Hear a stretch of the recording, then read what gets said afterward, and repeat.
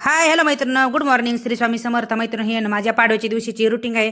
मी तुम्हाला काल सांगितलं होतं ना, मी आज थोडी बाहेर कार्यक्रमाला जाणार, त्यासाठी आहे ना मी सकाळी लवकर उठले होते आणि आंघोळ वगैरे केली आणि इथे ना मी कुकरला तुरी लावल्या. मैत्रिणी, मला आहे ना आज सण आम्हाला करायचा नव्हता, पूजा वगैरे करायची नव्हती, कारण आम्हाला सुतक असल्यामुळे ना पूजा वगैरे काही करायची नव्हती.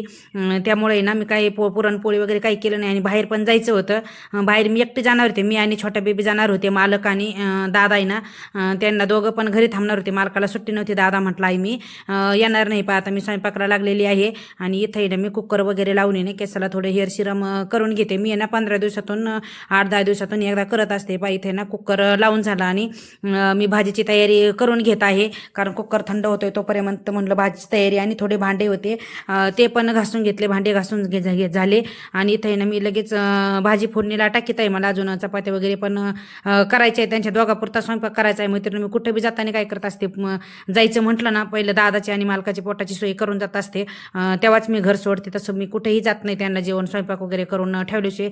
पाहिजे ना भाजी फोडणीला टाकून घेतली आणि लगेच चपात्या करून घेते. चपात्या मी त्यांच्या दोघापुरत्याच करणार होते, आमच्या दोघाचा काय स्वयंपाक करणार नव्हते.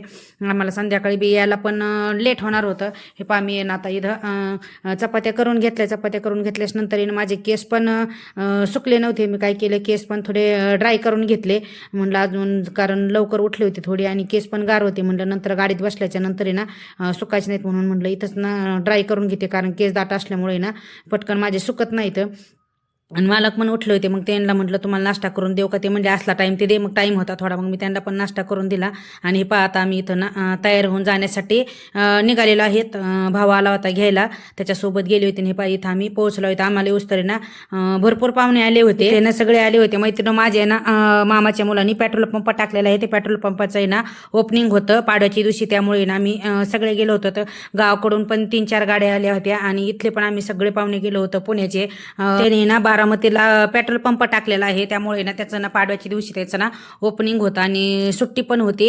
हे पा इथं ना मामा मामी त्यांनी रेबिन वगैरे कट करून घेतली आणि नंतर आहे ना आम्ही इथं जेंट्स लोक जेवत होते तोपर्यंत आम्ही ना सगळं इथे ना गप्पा वगैरे मारत बसलो होतो. खूप वेळ झाला होता. नंतर जेंट्स लोकांचं जेवायचं झालं आणि इथं ना आम्ही जेवायला बसलो होतो. जेवायला पण छान केलं होतं त्यांनी. हे पा नंतर आहे ना तिथं आल्याच्या नंतर सगळ्या पाहुण्याच्या गाड्याला आहे ना ते टाक्या फुल करून देत होता. उपमुख्यमंत्री अजितदादा पवार साहेब यांच्या स्मृतीस्थळाला तिथं आम्ही भेट पण देऊन आलोत, कारण खूप लोक तिथं जात होते, जवळ होतं म्हणून. मग आम्ही पण जाऊन आलो. तिथून आम्ही परत घरी येण्यासाठी निघलो. हा ना माझ्या मामाचा मुलगा आहे, तो गाडी मी ना मग त्याच्यासोबतच गेले होते. मग त्याला येत्या वेळेस ना मला घरी सोडा म्हटलं. घरी आल्याच्या नंतर ना आमचे जेवण वगैरे झाले आणि परत ते जाण्यासाठी निघाले. तो इथे ना दादाला खाऊ खायला पैसे देत होता. चला मैत्रिणी, आजच्या पुरते एवढंच. बाय. परत भेटून नेक्स्ट ब्लॉगमध्ये.